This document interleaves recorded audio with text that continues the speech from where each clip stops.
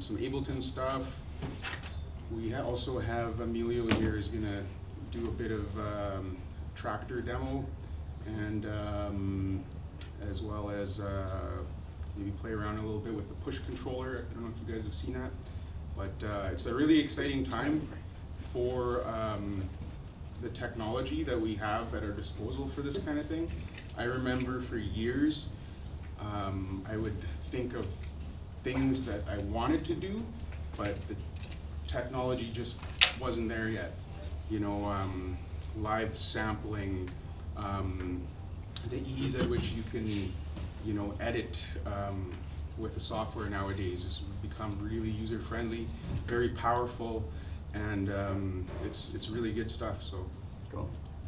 Let's move on. So the essentials of music production. We're going to get into, hopefully, if this interests you, we're going to try and get into producing. We're going to start making a beat from scratch. We're going to talk about the different ways you can start laying down your beats, and hopefully we'll try and build something of a song over the next couple hours. We don't want to bore you guys. It's not fun to sit in one spot for 4 hours and listen to me talk. So we're going to try and produce a song together as we go. Like I said, open to feedback. And the different things you can do in that workflow that we're talking about, that interface between producing music and creating songs and performing them live. And it's great because we're going to talk about how you can actually perform your music out of the software you produce in. That's one of the things that Ableton offers, which is a producing software, and we'll go over that later. But it allows you the option, if you wanted, to perform your beats that you're making, and instead of having to export them, buy DJ gear, put them into a folder, put them in your iTunes, then get a DJ gig, and then play your beat, you can just perform the beat that you made in the software that you made it in, and set up your producing and your performing to be the same thing. So you just save time. And we're going to do a little bit of that, and then we're going to talk about how you can set up your production and your songs that you're making to perform. And little tips and tricks you can do to speed up the process between like making your ideas and playing them out, okay? This PowerPoint's going to be available for anybody that wants it after, so that if we've missed anything or you guys want to cover more, you have the option of doing so. Okay, so Ivo's going to talk a little bit about this. I'm just going to outline. If you want to be able to record music, you need a sound source. You need to know if you're recording analog or digital. You need to know if you're recording it on a recording desk or if you're recording it on a computer. And I'm going to assume that everyone's going to be recording on a computer if they're going to be doing something like this. Great. If you have access to an SSL or a solid state logic big mixing board, and that's where you produce every day, we should talk. Okay. And then another thing, does anybody here have any questions? The form that I sent you on Google basically outlined what you guys wanted to learn. I know that some people in here, you don't have to point yourself out if you don't want to. Is anybody confused on what an interface is, a USB interface, or wanting to produce music and having someone tell you you need an interface? Okay, Paula. Okay. So, well, Ivo will tell you a little bit about what an interface is. Interface basically allows you to connect your instruments or microphones or whatever you want to record into the computer. So they often come as a little box, you know, maybe with just a couple inputs if that's all you need, up to something big with many inputs. Today what we're using is a Firewire mixer. So this is handy. We like this kind of thing for live because it's just like plugging into a mixer that you would use live, and you have everything there, but then you can send all your channels to the computer to record. So we can have our mics, guitar, bass guitar, whatever, recorded in there.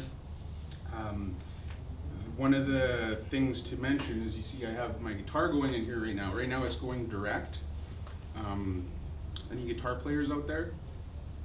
Okay, a couple, yeah. So electric guitar generally doesn't sound very good if you go direct. You need some kind of amp simulator, something that makes it sound like you have a microphone in front of your amp. Otherwise it's just trebly and piercing and just not very nice. So just something to keep in mind.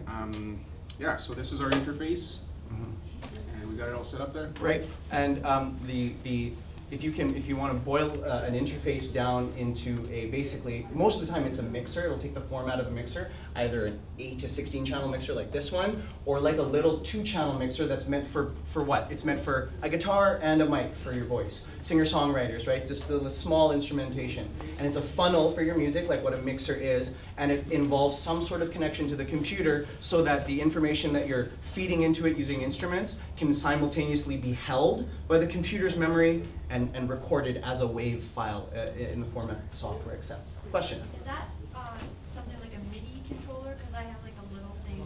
Great, that's a great question. Okay, so a MIDI controller, and we're going to talk about that sequentially as well. A MIDI controller can be an interface. It is, in my experience, it is often not.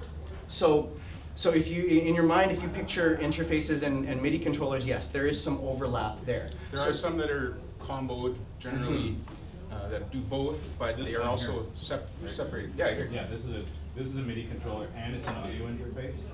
So it's got the connection to the computer and you can control your software with it as well.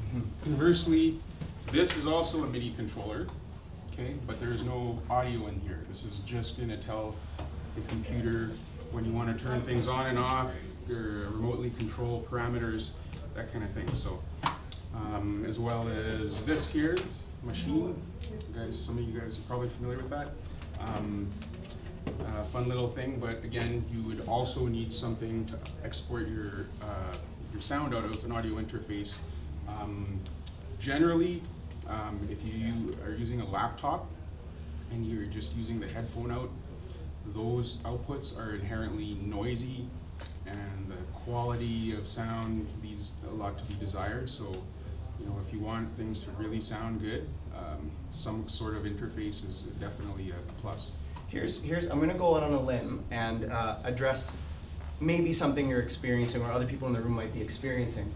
If you're in the situation that you have some gear, like for example, a MIDI controller. So you have a piece of gear that plugs into your laptop via USB, you can press the different notes and it's going to send a different bit of information to the computer. The reason why you might be in luck is, first of all, I want everyone to try and make their workflow match their gear and not the other way around. It's really important that your composition flow and the way you go from your musical ideas and the things you want to sing about and play about, make sure that your flow matches your gear and you're not trying to buy more gear in order to do something that you just think you just should be able to do or need to or want to do. I just want to be able to do this. Try and see if there's a way to do that using the gear you have. And the reason why I mention this is because you have a MIDI controller, right? You might be in luck. Say for example, your interests were in making ambient music. I want to make like chill hip hop, or I want to make like down-tempo yoga music for my best friend's yoga class that wanted a mix. And you have enough music theory and knowledge that, yeah, I could probably play something that would be good for you. And you wanted to do that. And all you had was a MIDI controller, you're in luck because that's all you need, okay? So if you have recording software, which we'll go over later, and a MIDI keyboard, and a free VST plugin, which we'll go over later as well, you have essentially all you need. That MIDI controller will be able to control a piece of script or software inside your workstation like Ableton or Logic or Cubase or Pro Tools, whatever you use. That's all you'll need, because that MIDI controller can be used to control, like a keyboard, that synthesizer and play all the notes of the keyboard like you had one of these things sitting at home. Okay? And you'll be able to layer your song. You want to put your strings for the first half of the song, and then you want to export it to audio. You save it, you drop in a new instance of that synthesizer, and now you can make your lead instruments and your bells and your claps and all that stuff. So that synthesizer is all you really need. You just need to be able to fill in the gaps by saying, yeah, I'm going to use this one MIDI controller to control all my VSTs one by one, lay down my bass, lay down my strings, lay down my hats, commit them to audio, and we're going to talk about that as well. Committing them to audio, and don't go back 20 minutes later and change something because you think it doesn't sound right. Trust your instincts, trust that style, that taste that we were talking about before. Trust it so that you can get your musical ideas across. Is anybody confused between the difference between like MIDI and audio? You guys all, yeah? Yeah. So You want to feel that one? well, MIDI is all digital information. It's just note on, note off parameters. So really, there's no actual sound coming out of the device. It's just like a remote control for your TV, basically. Do you want to hook up? Do you want to hook up the piano USB to my laptop? Sure. With a long USB, and we'll give you an example. So, what's great about piano players, or what's great for piano players, is that my experience, like I said, is in piano.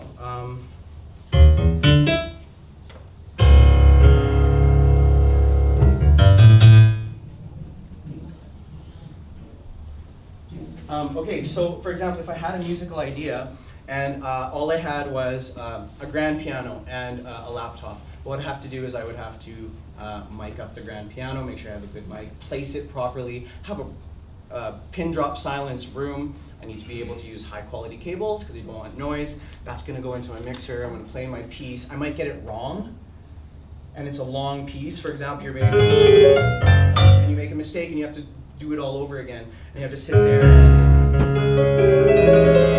and then practice your piece over and over. And then finally, once you get it, you play it once perfectly. Someone coughs in the middle of your, right? You can hear the bench shake, and okay, well now you have to retake that song all over again. That's the trouble with having analog recording. Sometimes is you can't go back and fix your mistakes.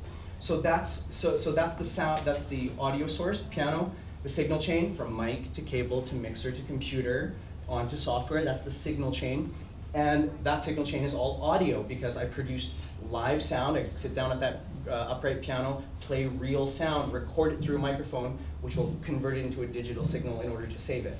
So, but if I make a mistake, I have to play the song all over again and get it right. So that's a a double-edged sword, because that means that people who are performing piano or playing with bands live, they got to be near perfect. They got to make sure their songs are perfect because they're playing it for an audience. They can't stop, change it, and make sure it's perfect for when you're downloading, Calvin Harris's new MP3. He sat there for months making sure that every note was perfect, that the bass and the treble and the mid-range was all peachy.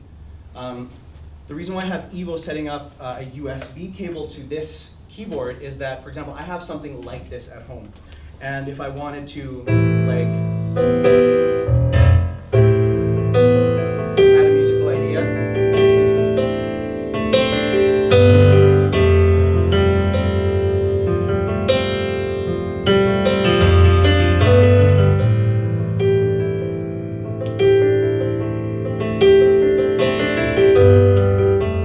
and that was my musical idea, and I want to turn that into like a little chill beach hip hop kind of song, whatever. I would have to either play that perfectly, record it through audio. Okay, so you're sending a patch cable to the mixer, like a guitar cable or a microphone cable, and you're recording it. And once again, I have to make sure I get it right, because when I record it into my software, it's going to be recording everything that comes out of here in terms of audio. Including your mistakes. Including your mistakes. And now let's switch to MIDI. Instead of sending sound information through a cable, I'm sending a 2-digit code, a letter and a number. For every key that I press, I'm sending a number. If my pedal is turned on at that time, I'm also sending an additional signal. If I hold it for 3 seconds and let go, that information is encoded in these messages. If I play stabs,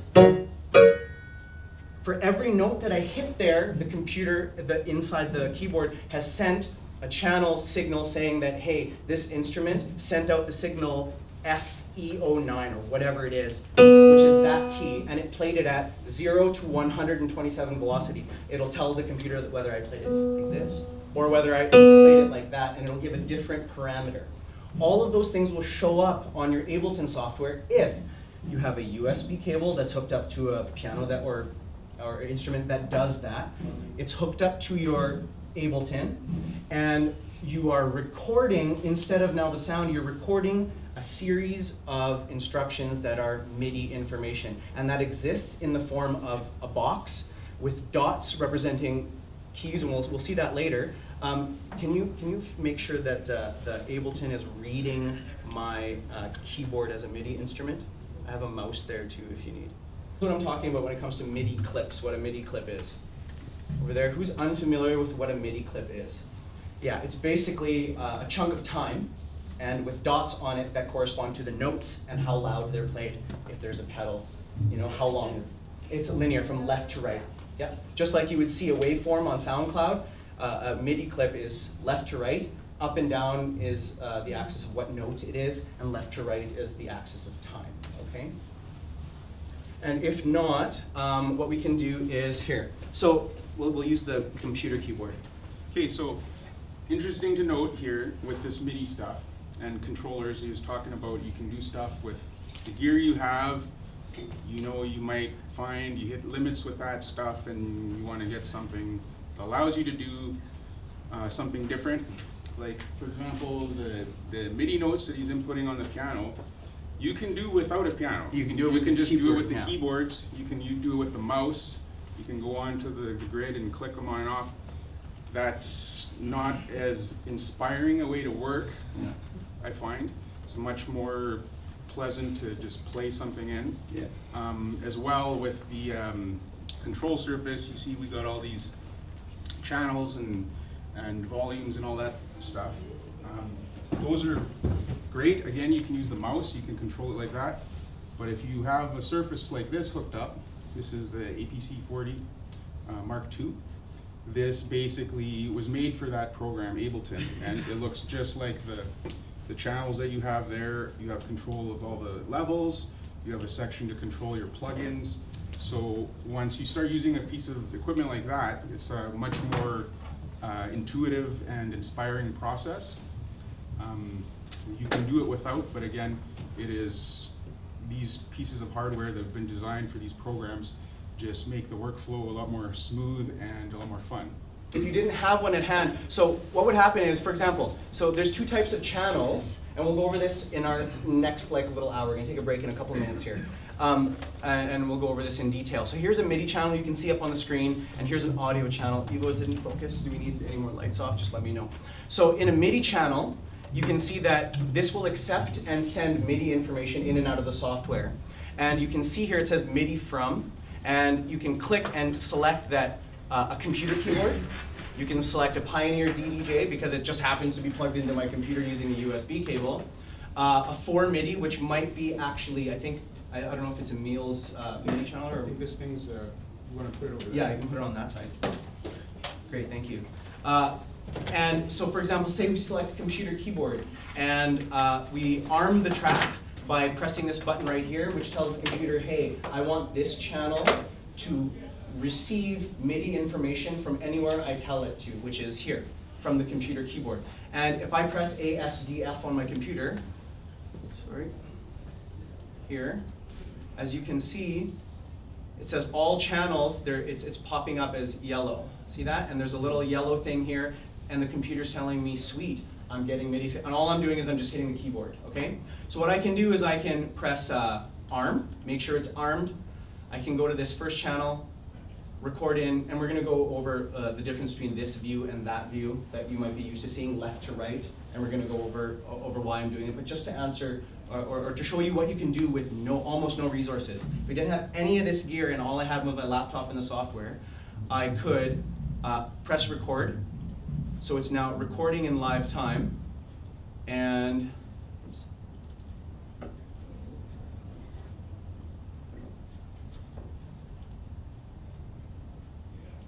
It's telling me my audio engine is off. So I'm selecting this. This is hooked up through FireWire to my computer, so I'm selecting this device as my in and out for audio. Okay, so we'll go over how to, most people who are familiar with audio software will be familiar with this. If you're not, we'll just put up your hand and ask, and we'll cover that. So I could record a MIDI clip. So it's recording in live time. I don't know if you can see it, but it's down here. Right down here. Make it full screen. And what I'm doing is I'm just going to press. Okay, I'm just pressing random keys. And then I press spacebar to stop. And I go into this. Now, I think it's obscured from view. Just give me a moment here, Solid.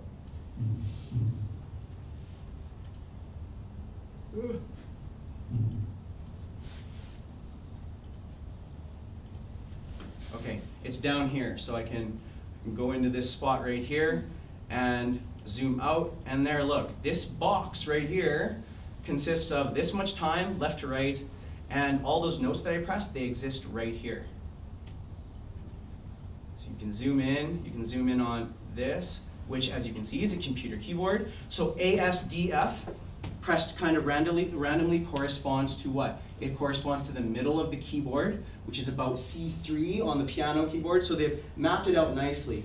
So if you press Z while you're recording, you can go down an octave, record some notes there. You can go up an octave by pressing Y and record some notes there. It's not like playing with 10 fingers in piano, but you can get chords in or whatever. So if I wanted to trim this, and we'll go over detailed a tutorial on how to do this, so you can trim it. So now I have a piece of music in the form of a MIDI clip that is, let's say, 2 bars long.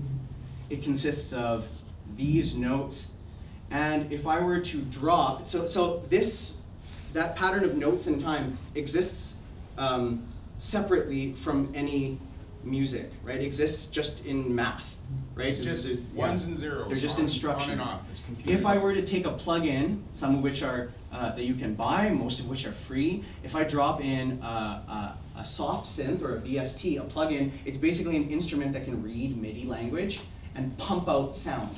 So if I drag and drop this massive, which is just the name of a VST plugin that you buy from a software company, you drop that instance on any MIDI clip, and this interface right here, which is going to be huge and non-scalable.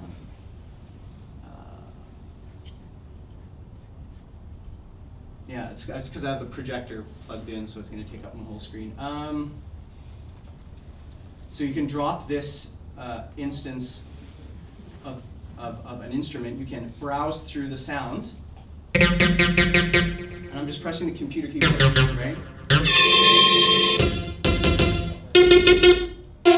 Right? So this instance of this software exists over that MIDI clip. And now if I were to go and press play, if I can find the play button, which I can't even like click outside. You can't even minimize it? Alt what?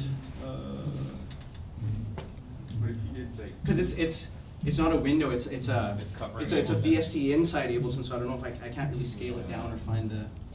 Okay, there we go. Yay. Thanks, Emil. So this exists where? It exists as this box inside this channel, right? And if I were to press play and not touch the keyboard, it's just going to play those notes that I was tapping on randomly before. So I'll just press play.